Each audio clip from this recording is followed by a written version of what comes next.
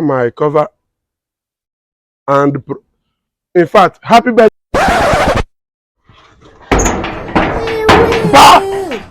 Mba!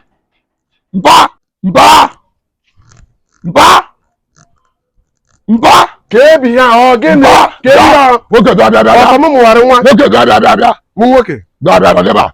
Nodiana. Woke nodiana. O gini? Ana ebe anyị na-aṅụ igbo ebe ni na. Anyị na-akpa nkata m na-aṅụ datina n'onwe mgbe a na-ere ala 200, 250, 100 naira. Gịnị ji wee ego 100,000 ga-ego ana. Wụsa kịta na ntolite na na-ere ala na-eri ego. Ha!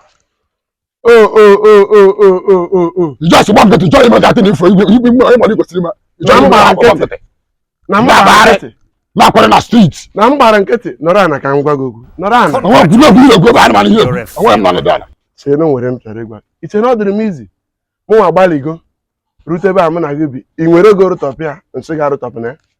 Mana nsogbu adịrọ na-atụfughị oge gị. Onye furu efu. Kịta na ije na Julie Mall. Na-ere nwere na 3 million. Nwee ndị 2 million 5. Nwee ndị 5 million. Nke ego na ọ bụ n'iji na ha ga-erebe gị. Gị nwa were 100 million.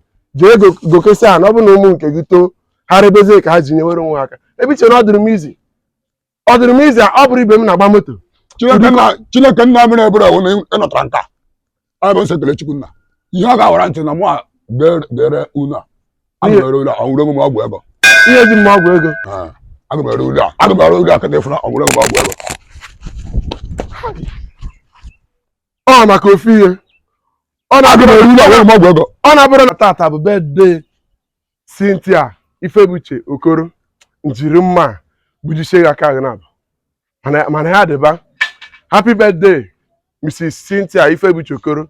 I wish you long life and prosperity and I wish I come my cover and in fact happy birthday once again.